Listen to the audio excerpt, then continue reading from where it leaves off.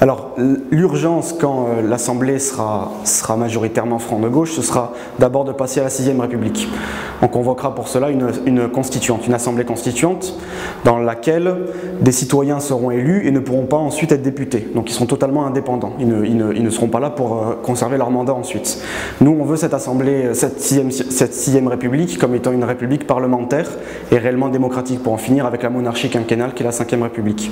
Une fois convoquée cette Assemblée constituante et, on l'espère, adopter la 6e République, on aura un souffle nouveau pour mettre en place des mesures urgentes pour structurer une autre société. La première des choses, ce sera de casser les reins à la finance et aux banques.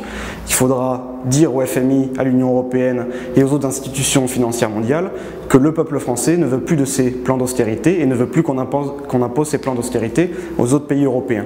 Ça n'est pas notre dette, nous estimons que cette dette est illégitime en partie et ça n'est pas au peuple de la rembourser par des baisses de salaire ou l'augmentation de la TVA par exemple. Et ensuite, le troisième volet du front de gauche, et là moi j'y fais une attention particulière, c'est la planification écologique. Il faut qu'on se fixe des objectifs, une feuille de route et une méthode démocratique pour sortir du productivisme, pour sortir du libre-échange mondial total, pour passer à une société où d'abord les besoins de l'humain sont satisfaits et pas d'abord les besoins de la finance. Donc les besoins humains en objectif, avec comme objectif également de se conformer strictement sans dépasser à ce que peut supporter la planète de nos activités. Alors d'abord, le député élu d'une circonscription, il ne représente pas uniquement les électeurs de sa circonscription.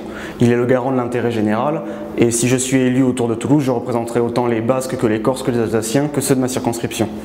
C'est vrai par contre que sur les circonscriptions, il y a des exemples concrets de ce qui se passe à l'échelle française ou européenne. Moi sur la mienne, il y a le grand projet de centre commercial Les Portes de Gascogne. C'est un immense centre commercial qui va faire dévier des routes, qui va faire des milliers de places de parking, qui va attirer des commerces et qui concentre tout ce que nous on combat au niveau national. Un emploi créé dans ce centre commercial va en moyenne en détruire 3 ou 4 dans les petits commerces de proximité. C'est également une injonction, l'excitation des pulsions consuméristes des citoyens, où dans un même lieu vont se concentrer des lieux de culture, des lieux de shopping et des lieux de vie normaux. Donc nous on combat ce projet de Porte de Gascogne et on déplore notamment sur ce projet-là que le Parti Socialiste ne s'y oppose pas. Les élus locaux du Parti Socialiste sont très frileux et ne nous ont pas rejoints dans la lutte contre ce projet des Portes de Gascogne.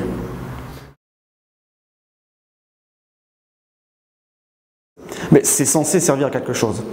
Le député, il est l'émanation de la volonté générale du peuple.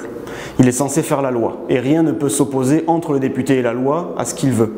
Malheureusement, aujourd'hui, on a deux cas de figure.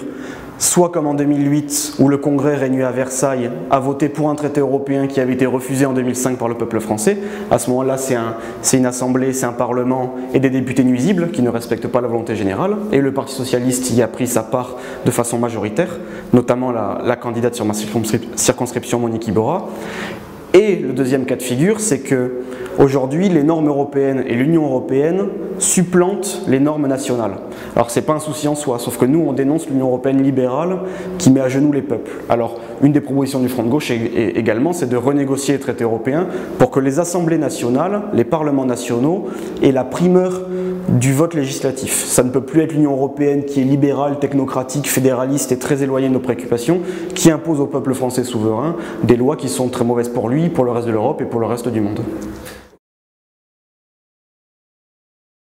Oui, si le Parlement est à gauche, et je pense que le Parlement va être à gauche, que la droite va être battue aux législatives, si le Parlement est à gauche, il faut qu'il soit représentatif de l'ensemble de la gauche française.